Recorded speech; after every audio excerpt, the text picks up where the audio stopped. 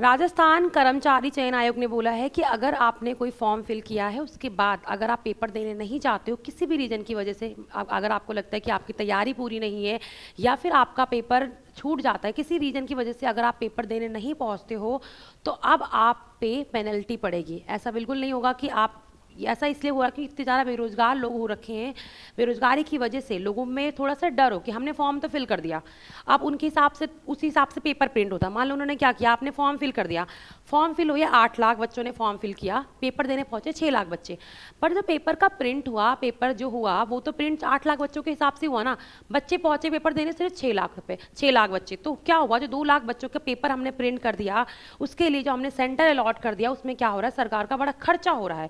तो इसकी वजह से उन्होंने क्या किया है, उन्होंने एक सख्त कानून बनाए हैं कि अगर आपने फॉर्म फिल किया है और फॉर्म फिल करने के बाद अगर आप पेपर देने नहीं जाते हैं तो आप पे पेनल्टी पड़ेगी। देखो क्या है, क्या है पूरी न्यूज़ देखते हैं। देखो क्या हुआ है राजस्थान, देखो क्या हुआ है, हाँ देखो क्या हुआ है, राजस्थान कर्मचारी चयन बोर्ड आयोग ने क्या बोला है कि एक नई नीति लागू कर रहा है कि 1 अप्रैल 2025 से 31 मार्च 2026 तक 2 साल अगर आपने कोई फॉर्म फिल किया है और अगर आप फॉर्म फिल करने के बाद पेपर देने नहीं जाते, आपकी अनुपस्थिति रहती है, तो क्या होगा, आपको पेनल्टी देनी पड़ेगी। वो कितनी रहेगी, वो रहेगी आपकी 750। मतलब क्या, अगर आप इसके बाद कोई दूसरा फॉर्म फिल करोगे तो आपको उसके साथ 750 रुपये देने पड़ेंगे एज ए पेनल्टी। ठीक है, तो डेट क्या है, आपको डेट याद रखनी। वो डेट ये है कि अगर मैं आपसे बोलूँ कि 1 अप्रैल 2025 से, मतलब अभी आपका 1 अप्रैल 2025 से 31 मार्च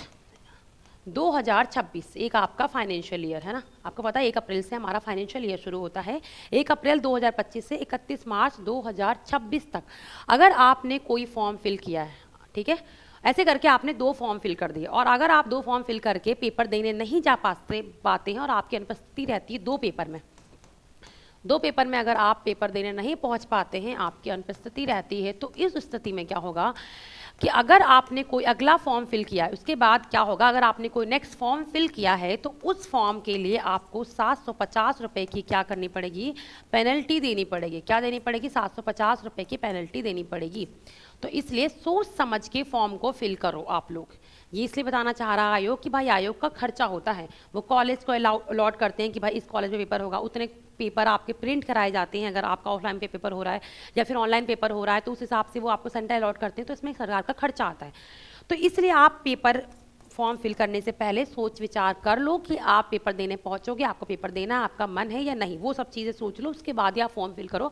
अगर आपने फॉर्म फिल कर दिया और आप पेपर देने नहीं पहुंचे हो तो इस 1 साल के, अगर एक साल के अंदर आपने 2 पेपर में ऐसा किया है, मतलब एक पेपर छोड़ा तो कोई नहीं, दूसरा पेपर छोड़ा तो अगर 2 पेपर आपने छोड़ दिए तो अगर आप नेक्स्ट फॉर्म फिल करोगे तो उसमें आपको 750 रुपये की पेनल्टी देनी पड़ेगी। ऐसा ही इन्होंने बोला है कि अगर 1 साल में, ये 2 हो गया ना, कि अगर आप 1 साल में 2 पेपर छोड़ रहे हो, 2 पेपर अगर आपने छोड़ा है, उस 2 पेपर में आप अनुपस्थित रहे हो तो कितनी रहेगी आपकी, 750 रहेगी। इन्होंने एक चीज़ और बोल दी कि अगर आपने 1 साल में 4 बार, अगर आपने 1 वर्ष में 4 बार 4 पेपर छोड़ दिए, मतलब 4 पेपर देने आप नहीं पहुंच पाए हैं, आपकी अनुपस्थिति रही है, तो उस स्थिति में आपकी क्या होगी, जो पेनल्टी होगी वो कैसी हो जाएगी, वो आपकी दुगनी हो जाएगी। कैसी हो जाएगी, वो पेनल्टी जो होगी वो कैसी हो जाएगी, वो आपकी दुगनी हो जाएगी। मतलब 750 थी तो कितनी हो जाएगी, 1500। तो पेनल्टी कैसी होने वाली है, जो पेनल्टी है वो आपकी 2 गुनी हो जाएगी। पेनल्टी जो है वो आपकी कितनी हो जाएगी, 2 गुनी हो जाएगी।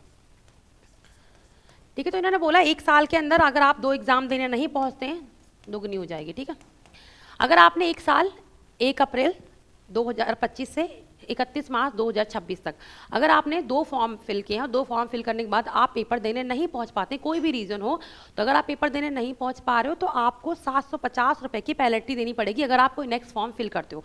ऐसा अगर आपने पूरे 1 साल में 4 पेपर के साथ किया तो पेनल्टी जो हो जाएगी वो कितनी हो जाएगी, वो 2 गुनी हो जाएगी। तो पेपर भरने से पहले, फॉर्म भरने से पहले एक बार विचार जरूर करो कि आप कोई फॉर्म क्यों भर रहे हो, आपको पेपर देना है या नहीं देना। अगर ऐसा हुआ तो आपको फालतू में क्या देनी पड़ेगी, पेनल्टी देनी पड़ेगी। ऐसा इसलिए बोला है सरकार ने, देखो मैंने बता दिया रीज़न क्या है कि भाई कागज़ प्रिंट होता है उसका पैसा लगता है, कॉलेजेस होते हैं उसका पैसा लगता है, हम टीचरों को हायर करते हैं उसका पैसा लगता है, तो सरकार का बड़ा खर्चा होता है। इस वजह से सरकार ने ऐसा बोला है कि अभ्यर्थियों के ऊपर भी थोड़ा सा प्रेशर रहेगा फॉर्म फिल करते समय। तो जो हम डेटा दिखाते हैं ना कि 8 लाख फॉर्म फिल हुए हैं, 10 लाख फॉर्म फिल हुए हैं, वो चीज़ नहीं रहेगी, है ना। तो वही बच्चे फॉर्म फिल करेंगे जिसको पेपर देना है। ठीक है, तो राजस्थान ने कर दिया है, तो आप लोग भाई जिसको भी फॉर्म फिल करना हो जरा ध्यान से करना, अगर आपको पेपर देना हो तो ही फॉर्म फिल करना, वरना फालतू में आपको क्या देनी पड़ेगी, पेनल्टी देनी पड़ेगी। तो आप सब लोग अपना बहुत अच्छे से ख्याल रखो, फॉर्म फिल करने से पहले देख लेना कि आपको पेनल्टी पे ना करनी पड़े, है ना। मान लो एक उन्होंने एक दिया, ऐसा नहीं कि उन्होंने बोला कि 2 पेपर अगर आपके छूट रहे हैं, अगर आपका एक पेपर छूट रहा है तो आपको पेनल्टी नहीं मिलेगी। मान लो एक पेपर छूट गया, कोई इमरजेंसी हो गया, आप नहीं देने जा पाए, तो एक पेपर की कोई पेनल्टी नहीं, 2 पेपर अगर आपने छोड़े हैं 1 साल में तो जाके आपको पेनल्टी पड़ेगी अगले पेपर का, अगर आप फॉर्म फिल करोगे वहाँ पे, तो एक के साथ नहीं है। तो कोशिश करना आप लोग ऐसे फॉर्म फिल करो जहाँ पे आप एग्जाम देने जाओ, एग्जाम दो, ठीक है। फालतू का कंपटीशन मत बढ़ाओ, यही बात बोली राजस्थानी कर्मचारी आयोग चयन ने। चलो आप लोग अपना बहुत अच्छे से ख्याल रखो, bye bye, take care, thank you so much.